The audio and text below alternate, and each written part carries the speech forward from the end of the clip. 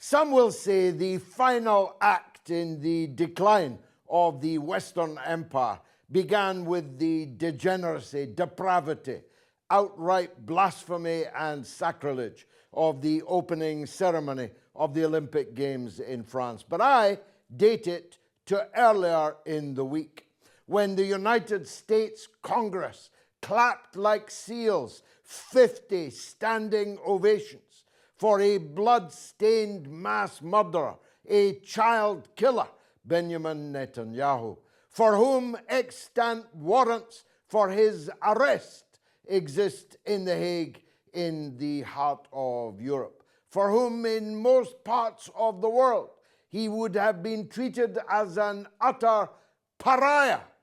He was exalted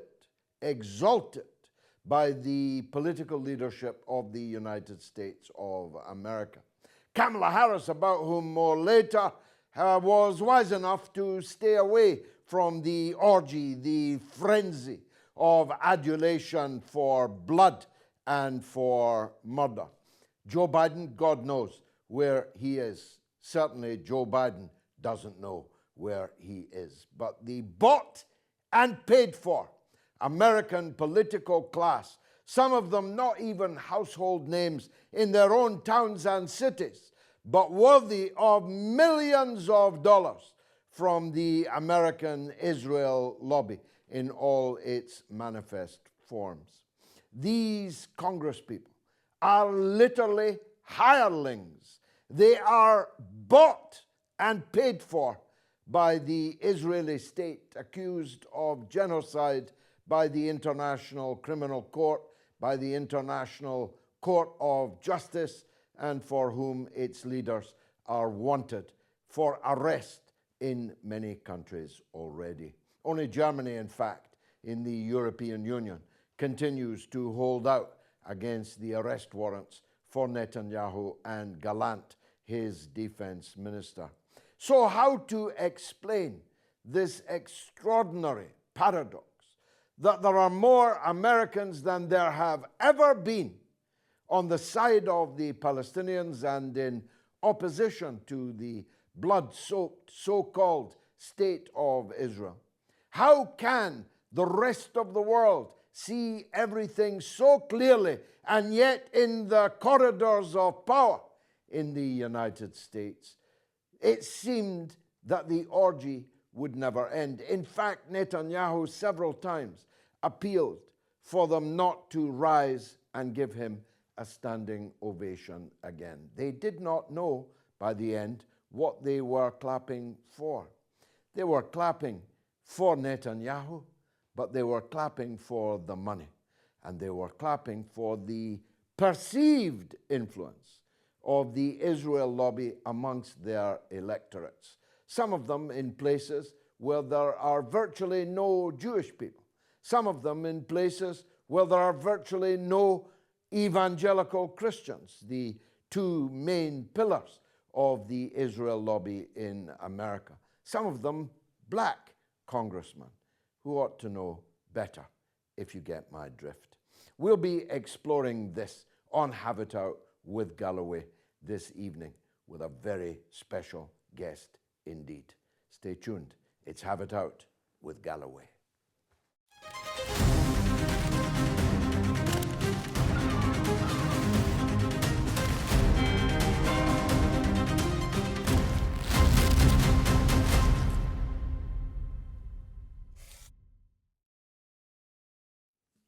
Caleb Maupin is a veteran journalist, now a broadcaster known across the world with RT and with his own books and pamphlets, his tireless, ceaseless political campaigning. He is a well-known figure indeed. The proximate reason for asking Caleb to be on the show tonight was the Amazon cancellation of his book on Kamala Harris, which had been selling tidily over the previous 4 years without the remotest complaint raised against it. But just as the coup in Washington was getting underway, and when the forced removal of the sitting president of the United States was being effected, and when the wheeling towards Kamala Harris began in the liberal mass media and in the Democratic Party's councils of war, hey, whoop, pull Caleb Maupin's book on Kamala Harris. But he'll have much to say on what happened in the Congress too. Caleb, thank you very much for joining us. I promise you we'll come on to your book, but give me your thoughts on the orgy of adulation towards Benjamin Netanyahu in the United States Congress. Difficult for the rest of the world to even begin to understand it. Well, it really shows that the USA is not the democratic society that it purports to be, because if you really look at the polls, the American people are not as enthusiastic, anywhere near as enthusiastic about Israel as the Congress is, and that it's pretty clear that as the Congress members were one-upping each other and trying their hardest to look like they were outdoing each other in support for Israel, they weren't appealing to the American people. They were appealing to very powerful donors. They were appealing to very powerful influences that have seized control of our government. This was not about trying to win favor with voters. It was about trying to win favor with who really has the power. But clearly they don't fear the disfavor of the voters, and that shows surely the extent to which the mass movement for Palestinian rights has still got to travel, only when these people are afraid of their voters more than they are afraid of their donors and the powerful influences of which you speak. Will we make any progress with this group of people or remove them and replace them with another? Sure. I mean, underneath the surface in America, there is criticism and opposition to Israel and its activities.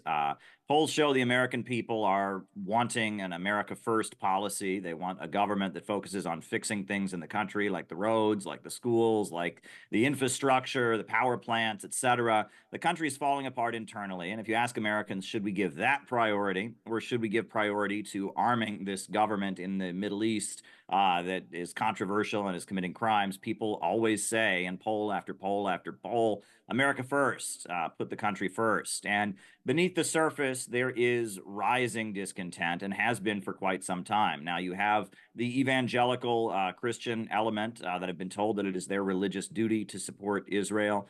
In addition to that, you have a large amount of, liberal support for Israel, LGBT-aligned support for Israel. There is a big effort to build up support for Israel among the U.S. public, whether it be the left or the right. But the rank and file, the base of the population, isn't really enthused. It is very much institutions in the United States that have been captured, not public sentiment. There's no question about that.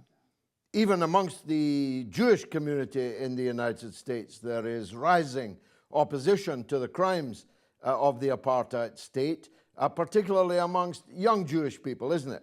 Sure. Well, many folks of Jewish heritage have spoken up. I mean, we've seen the protests by Jewish Voices for Peace, people that were in the Capitol protesting in Congress and other places. And there has been an upsurge of Jews who feel it is their responsibility to call out what Israel is doing, mainly because it's being done in their name. Israel speaks as if it speaks for Jewish people. It says that if you oppose Israel and its crimes, you are somehow being anti-Semitic. And so there are some Jews that feel a special obligation, especially in light of, the horrendous things their people have been subjected to over the years, to speak up against crimes against humanity. And I think that is particularly admirable, and that they have been singled out, right? The overwhelming Zionist majority among Jewish Americans has singled out those Jews who do speak out and treated them as traitors, as people that are, denigrating their own people, self-hating Jews and such. So it is particularly admirable that they feel this obligation to speak out, and I think it's certainly admirable. Now let's turn to Kamala Harris. My take on it was that there was a coup d'etat in America. They first tried to assassinate the main rival to Joe Biden. That failed. They quickly proceeded to what might well be described as Plan B. Joe Biden can't beat Donald Trump, so we have to get rid of him. And it's said by no less than Seymour Hersh that he got a call from Obama, which threatened him with the 25th Amendment of the American Constitution, by which the cabinet would remove him as not being fit to undertake his duties and responsibilities. Thus, with one bound, we have cackling Kamala, laughing gas Harris is now the standard bearer for the Democrats. Is that how you see what happened in America over the last week or so? Well, I've been raising the alarm about Kamala Harris for 4 years. I wrote this book 4 years ago, and it got some good reviews. I think over there in the Morning Star, they did a review of it. It got reviewed in some newspapers in India. I wrote this book about her because she was very clearly selected as the new Hillary Clinton. The people behind the Hillary Clinton State Department put all their money behind her in 2020. She was not popular with the American voters. And then it appears that Joe Biden's arm was pretty much twisted into making her the VP in 2020 and making her his vice presidential candidate. And he did everything he could to avoid it. And since Kamala Harris has been in office, her office has been kind of considered toxic on Capitol Hill. She can't keep staffers who work for her. Nobody on Capitol Hill wants to be known as a Harris person because of the way her staff operates and the way they interact with people. The Biden White House staff could not stand the Harris staff. And that there's a lot there. And the more you look into it, it's very clear that Kamala Harris has been selected by a particular faction of the American elite that is committed to regime change wars. And they have just tried to sell her over and over to the American people, but the American people don't want her. And it seems this is her best shot to get into the White House. Now that Joe Biden is out, Joe Biden, apparently, as you said, it was Barack Obama, and it was kind of the Democratic Party circling their wagons and finally telling Joe Biden he had to step down. That's what has gotten Kamala Harris into the position of being the presumptive nominee of the Democratic Party. And she will be running against Donald Trump in the fall. And this shows, I mean, nobody voted for her in the Democratic primary. It was Biden versus Sanders. And I mean, she was not the candidate, and there was no debate. This time, they didn't even have really a Democratic primary, but none of the Democrat voters went to the polls and said, I want Kamala Harris to be my candidate. She's just been kind of anointed and selected for us. Now she will be the candidate in the fall. There's a very good chance she could be the president. And this kind of alludes to what we discussed in earlier questions about who's really running the country. If this is democracy, why does it seem that what the voters want is the last thing that ends up being discussed? Now, I'm sure it's in your book, and everyone should buy it. We'll go into how they can do that now that Amazon have effectively banned you. Although I do say that the Streisand effect will now kick in.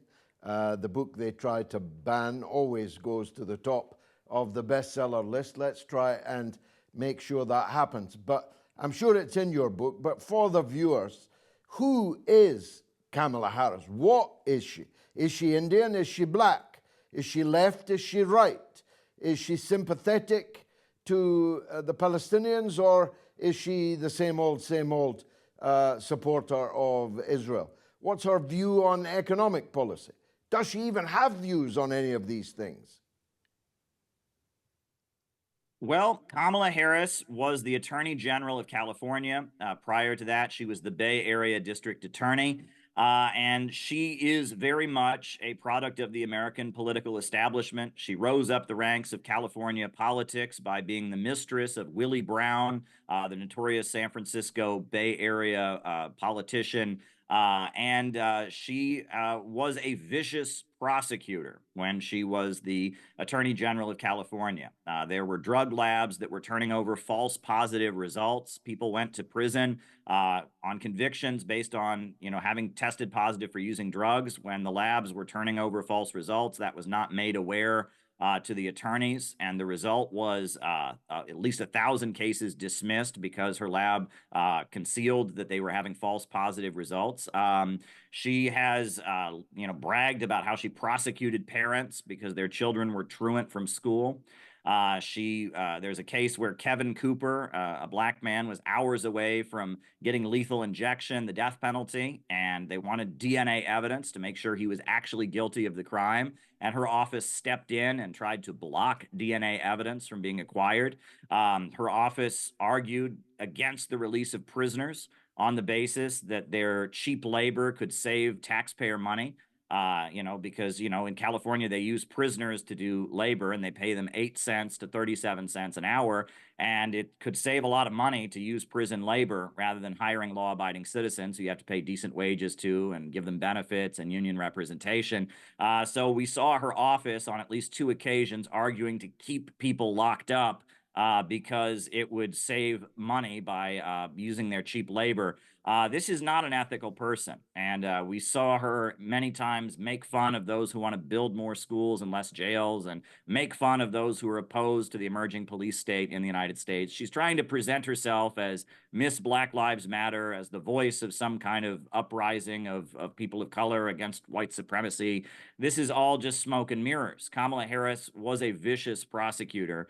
And she has no qualms. Now, as far as the Israel-Palestine question, I've interviewed local activists, including Paul LaRudy, who've been speaking up for Palestine in the Bay Area for quite some time. And they described how she's very much an Israeli creation. Shortly after being the district attorney of San Francisco, she was flown to Israel, given all-star treatment. When she came back, she had a meeting with Palestine activists in which she said absolutely nothing. They just sat there and she just looked at them. And then they walked out of the room so that she could say that she did it. And she's very, very pro-Israel, very tied into it. And right now they're trying to run a game similar to what Obama did with Netanyahu, where they're trying to play up the idea, oh, Netanyahu doesn't like her, she doesn't like Netanyahu. Oh, and this is to get the Arab American community to vote for the Democrat Party once again. But this is just smoke and mirrors. Kamala Harris is pro-Israel. She's consistently voted to support Israel endlessly. She is 100% Israeli approved. And this is simply because the Democrats know that when it gets down to it, a lot of the Arab Americans in Michigan and in Minnesota and Wisconsin are not going to turn out to vote for the Democratic Party this fall because of how Joe Biden gave Israel a license to do what it continues to do.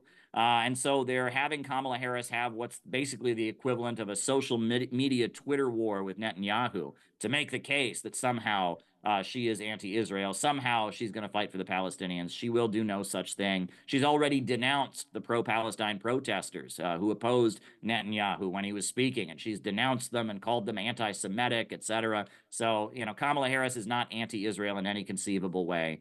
She is a creation of the U.S. regime change apparatus, and that's what I get into in my book. Who's running the country, Caleb? If, for example, all-out war begins right across the Middle East, from the Levant to the Persian Gulf, who'll be making the decisions about U.S. intervention in that war? Can't be Joe Biden, I'm presuming. He's semi-comatose somewhere. Can't be her because she's out jiving and jive-talking on the campaign trail. Who is actually running America?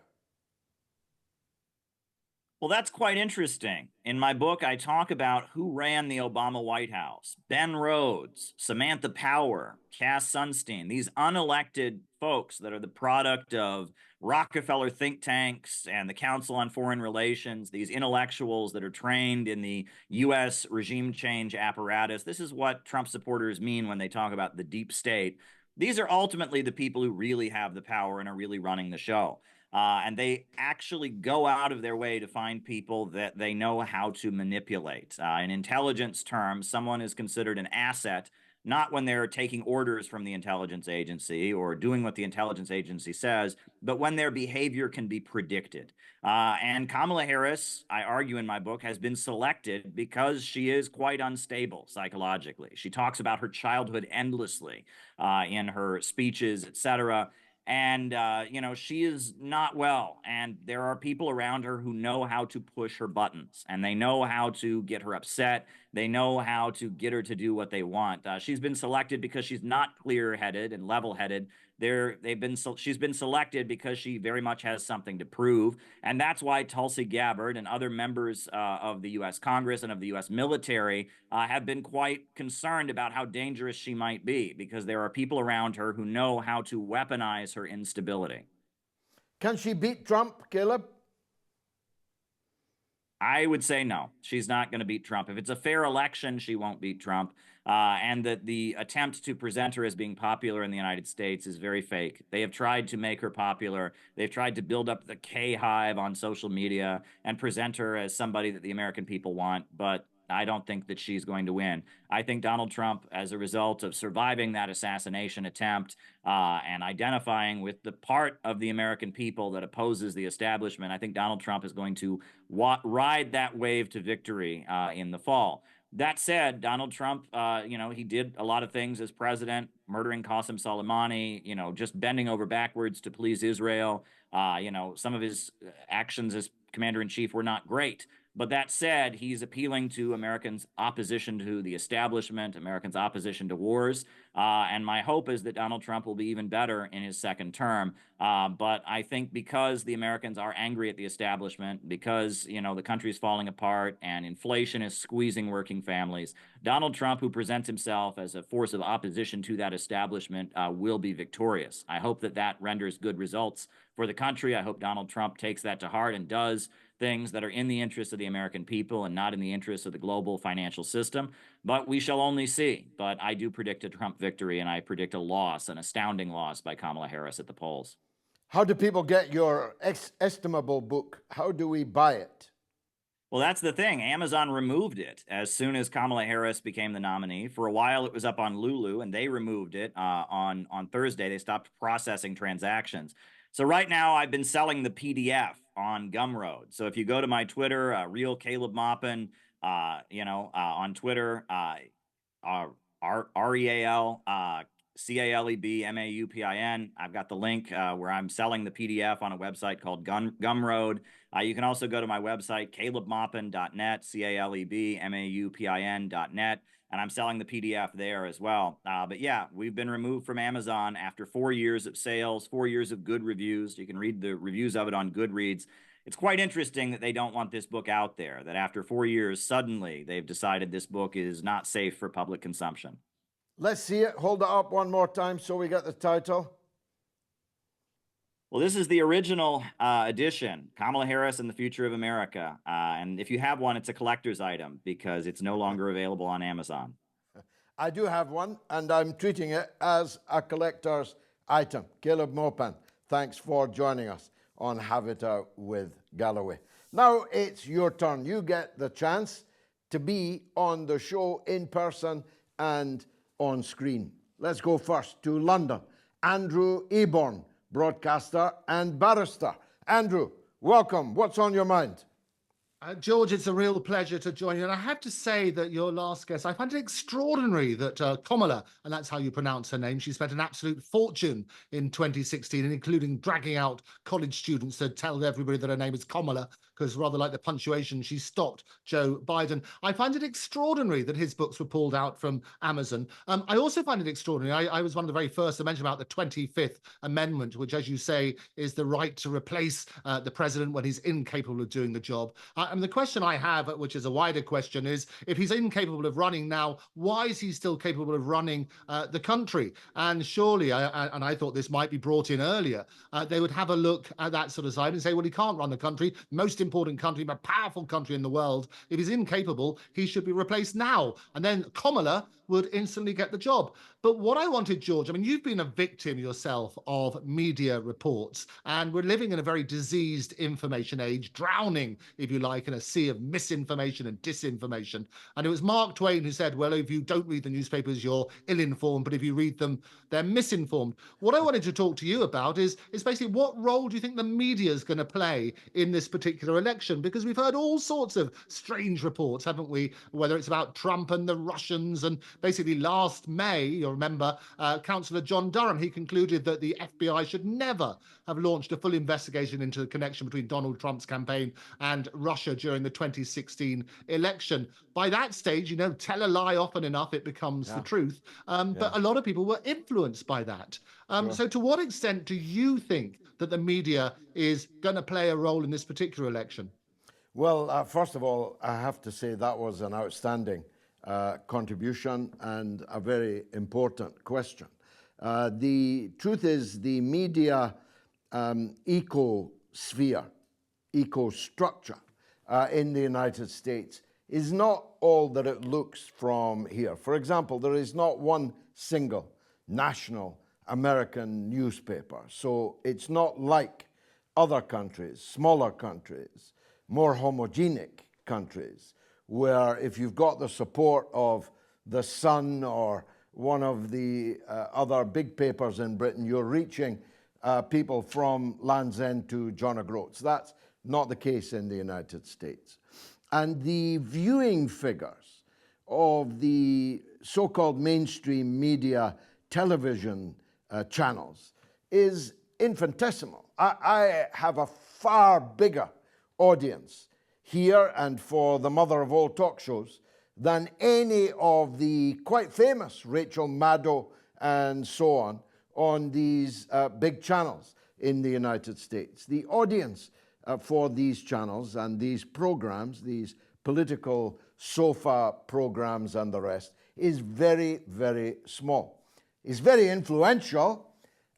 Everybody who is important in American politics watches these channels and is influenced by them and in turn influences them. But the mass of the voters are not much influenced at all by these mainstream media channels. Fox News was the success that it was. It's down a bit now since Tucker Carlson and others were sacked. But Fox News broke onto the scene and became a legend because it was not the Rachel Maddow's NBC, ABC, MSNBC, and so on, that alphabet soup of liberalism that is the American television industry. Fox was, of course, a right-wing, shock jock type of television channel, and it discovered that there are millions and millions of people out there who really wanted that kind of broadcast journalism. Third thing that needs to be taken into account, Andrew, is that most of America is what they call flyover country. You've got the East Coast liberals and you've got the West Coast liberals. But everybody in between, that most of these liberals on either side of the subcontinent never actually meet, they merely fly over them from one coast to the other. These are the American heartlands. This is the place where the election will be won. And bear in mind also, fourthly, that it's not a direct election. It's an electoral college. So if you win the election in, I don't know, Missouri, there might not be many people in Missouri, but you've got the electoral college votes from Missouri in your presidential column. And it's disproportionate. As you very well know, you can win the American presidency with a minority of the votes. Doesn't happen often, but it has happened. Happened to Donald Trump, I think, in 2016, if we can believe the results, that is. So for all these reasons, I would answer you thus. The American media will try everything that they can to influence the election result, but that they will not succeed. I'm with Caleb Maupin. I think that Trump will win the presidency probably quite easily unless they murder him between now and November, which don't rule out. And I suppose my last point, if I may, we're now in the social media age, aren't we? The biggest social media platform is Twitter.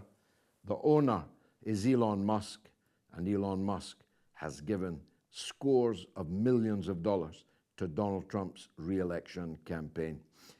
So all in all, I'd say the liberal media, and they are overwhelmingly liberal, the New York Times, MSNBC, the Los Angeles papers, and so on, they're overwhelming liberal and Democratic Party supporting papers.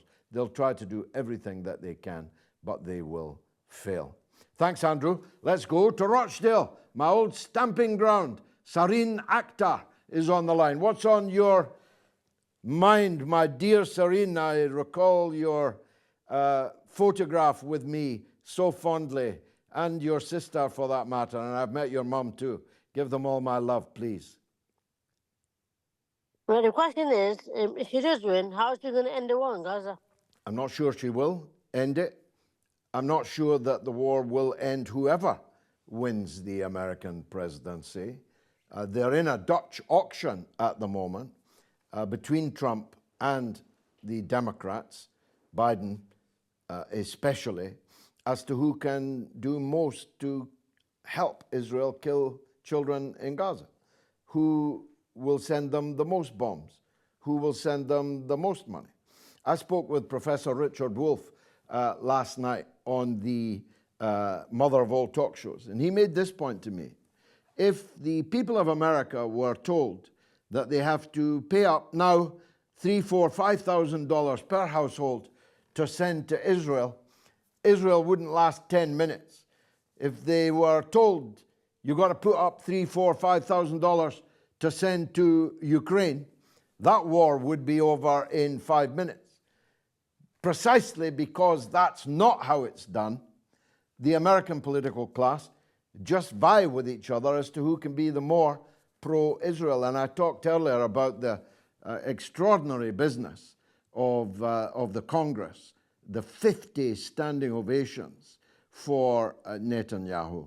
I'm afraid they're all bought and paid for, my dear, and that includes Kamala Harris. She has received millions of dollars over the course of her political career from the Israel lobby in the United States. So I don't think she's going to end the war in Gaza. I'll tell you the only way I think the war ends in Gaza is when the Arab and Muslim countries decide that they can and will take no more of this. And in particular, when Egypt and Jordan and the Arab countries in the Persian Gulf decide to stop supporting the slaughter of other Muslims, other Arabs in Palestine, and they're going to instead do what Yemen is doing, do what Iran is doing, Iraq is doing, Syria is doing, Lebanon is doing, and come to the side of the Palestinian resistance. Until that happens, then the end game will not be decided by Americans, by American politicians. It will be decided on the ground between the fighting force and the resolve of the resistance to carry on fighting. And in that equation, I'm in no doubt that Israel will not prevail. Thank you for that question. Dr. Tek Kong is the leader of the Alliance for Democracy, no less, in Leicestershire. Doctor, very nice to hear you. What would you like to say? Right. Well, you're held in very high esteem by a large section of the working population, held in adulation. And I just wondered, I believe, as friends tell me, you are a patriot, but there are many patriotic organizations in the form of new parties desperate to have their voices heard. And I just wondered whether you have considered working in conjunction with these very honorable people, trying and striving very hard to bring the alternative and the truthful people forward to government. Well, we'll work with anyone for good and with no one for ill. We will treat each issue on its own merits, and each organization that's also working on the same page for the same cause on their merits. And we do that.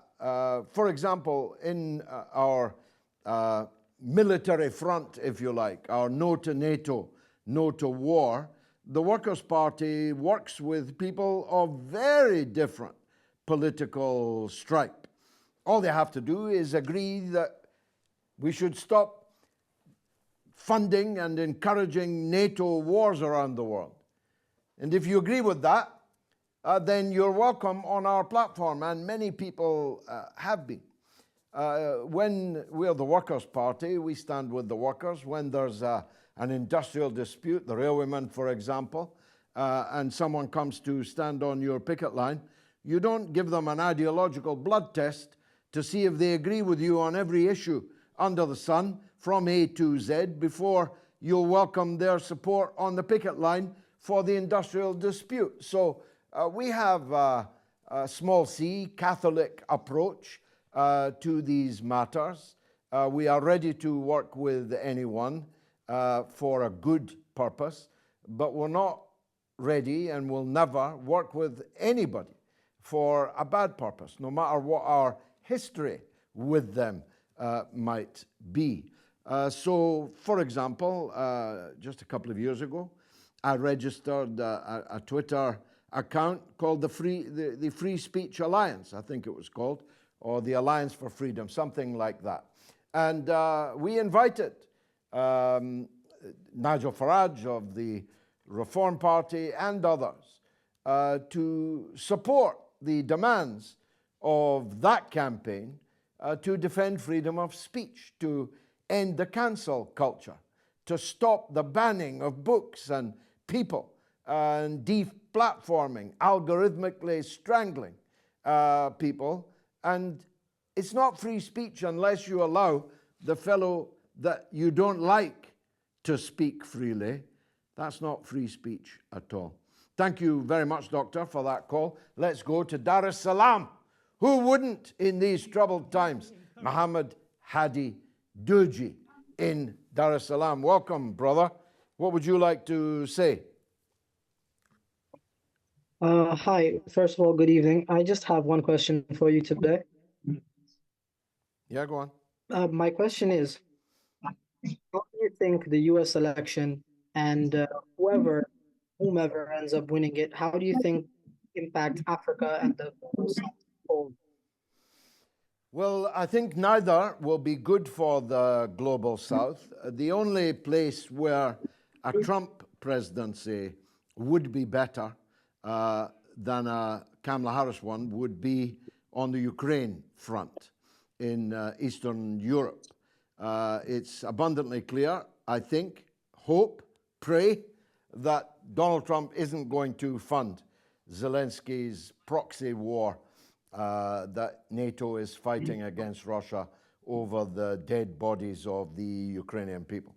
And that's not a small thing, because the Ukraine war could easily become a pan-European conventional war and quickly could slide into a pan-European intermediate range nuclear war, which could spark the end of humanity itself. So if I don't have a vote in the United States, if I did, it would be going to Dr. Jill Stein, the Green Party candidate, but I would hope that Kamala Harris did not get in, because she will continue the war in Ukraine.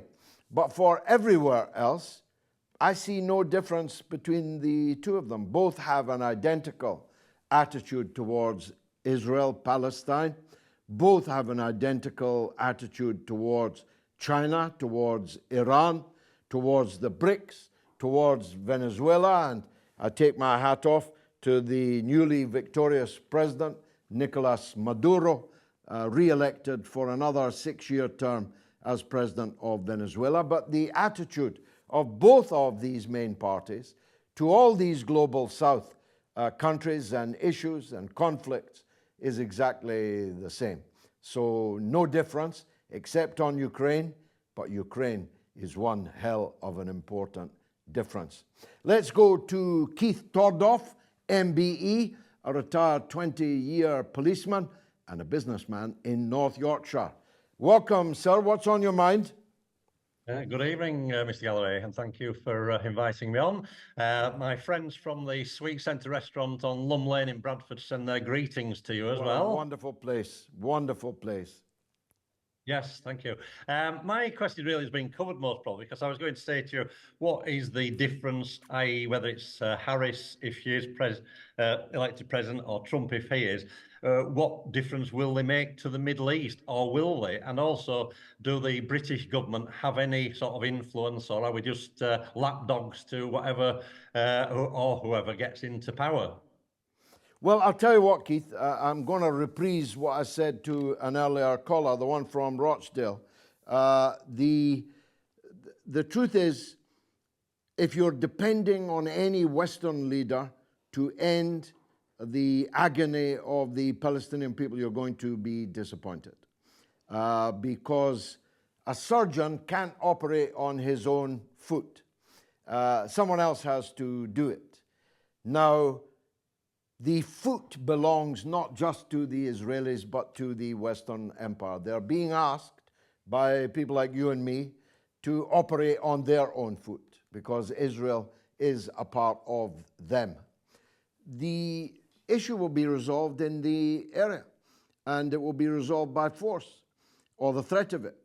It will be resolved by the balance of force in the area.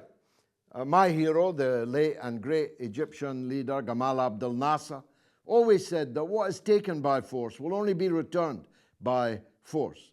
Now, one hopes that that force doesn't have to actually be used, but only when Israel can look around itself and see 110 million Egyptians on the field, can look around at a new political power in Jordan, can look to the Persian Gulf and see a new political attitude struck by the leaders there, one which corresponds to the wishes of their own people rather than to the wishes of Washington and Tel Aviv. Only when that happens, only when the axis of resistance becomes so powerful in defense of the Palestinian resistance, will that balance of power shift.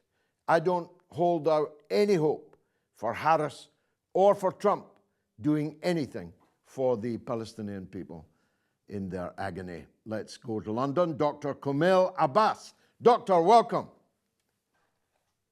Hi, George. Thanks a lot for having me on your show. It's a great privilege to speak to you today. I had one question for you, and this is in regards to the US have said that they will not support Israel in its escalation into Lebanon. But given the kind of reception Netanyahu received at the Congress, which you already pointed out, it was pretty shameful and painful to watch. But do you think there's going to be any red lines for Israel in its ambition to create further genocide in the region? Furthermore, is there any reason to believe America will not support Israel if it comes into escalation in Lebanon? None at all. And these red lines are written in invisible ink or disappearing ink. There was a red line that Rafah could not be attacked. And if it happened, the US government, the British government would respond very negatively indeed. But Rafah was attacked and drowned in blood, and is still being drowned in blood. And the American and British governments have done and will do nothing about it. And I think this is all theater. Harris has said, Trump's not capable of saying, that a general assault on Lebanon will not be accepted by the United States. But the important point is the one you just made at the end of your contribution. If it does happen, what are you going to do about it? If I say to you, I'm not going to support you if you attack that man, and you go ahead and attack him anyway, the question then is, what am I going to do about it? Now, I think we both know, and most people watching this know, that the United States is going to do either nothing or worse, join in any attack on Lebanon. I know that the attack has not yet happened, And I predicted last night it was going to happen overnight. But it didn't happen. Why didn't it happen? Not because of any red line on the part of the United States. It hasn't happened yet because Israel is uncertain about what the result will be if it attacks Lebanon. It cannot be confident, is not confident, that they can defeat the Lebanese resistance. They are entirely unsure as to the extent of the ways in which the Lebanese allies in Yemen, in Iraq, and so on, will respond, will join in. And of course, the big enchilada. They do not know, cannot know, what Iran will do if Beirut is in flames. That's the real reason why the attack didn't happen overnight. The Israeli military itself is telling the political leaders, we cannot be sure at all that if we begin this wider war, that we are going to prevail in it. And I think it is possible to see, I never thought I'd be able to say this, and I've been in this subject for 50 years. I never thought I'd be able to say this. It is possible that we are seeing the beginning of the end of the apartheid state, from military defeat, from the flight of its population, in many cases back to their countries of origin, and economic and societal collapse within. Last call is from Germany. Dr. Owen Lenihan, journalist and extremism researcher in Ulm in Germany. Welcome, sir. What's on your mind? Good evening, George. Thanks for having me. Welcome. So I wanted to ask, when you won your seat in Rochdale in March, you harnessed the local anger amongst the large Muslim community towards the war in Gaza. Several other local election candidates, such as Maupin Ali, similarly broke through in Leeds. Now, it's not new in the US. Ethnic bloc voting is a mainstay. The DNC, for example, is reliant on the black vote, just as the RNC is reliant on the evangelical vote, so on, so on. But as in Rochdale and Leeds and Dearborn and Minnesota, there are large emerging Muslim voting blocs who are also preoccupied with events in Gaza. So it seems to me that, like it or not, both nations are heading towards a new era of pluralist representative democracy based on different ethnic or maybe religious blocs. Can the US... I need to cut you short. I need to cut you short, although it's a brilliant and searching question that you're asking, but we're running out of time. If I'm inferring correctly, you're an Irishman. I'm half an Irishman myself. We were the pioneers of ethnic bloc voting. Ask them in Tammany Hall. Tell it to City Hall if you don't like ethnic blocs voting. But it's not actually ethnic bloc voting. It's that there are ethnic communities who have political demands. And they demand that the politicians listen to them. So Muslims demand that the politicians should listen to them and take heed and act on the agony of the Palestinians being slaughtered. I ask myself all the time, what's wrong with that? You'd be better saying, others would be better saying, why are the other communities not caring about children with their heads blown off, about women with their legs severed, about people being buried under rubble? For me, that's a better question. Not why the Irish all vote for someone who will support the freedom of Ireland, but why the rest of you aren't supporting the freedom of Ireland. That would have been my attitude in New York, in Boston, in all the places where your ethnicity and mine were once, at least, very politically strong. I'm so sorry I had to cut you short. It was a great question. Please come back again. And sorrier to the people who didn't, in the end, get on the screen. I think it's been quite fast and furious. I think it's been worthwhile. And if you do, come back next week at the same time, in the same place. and tell all your friends that they could be up there on the screen too. Get them to write to me, www.haveitoutwithgalloway.com. Thanks for watching. Spread this show far and wide, because we need to grow it while we still can.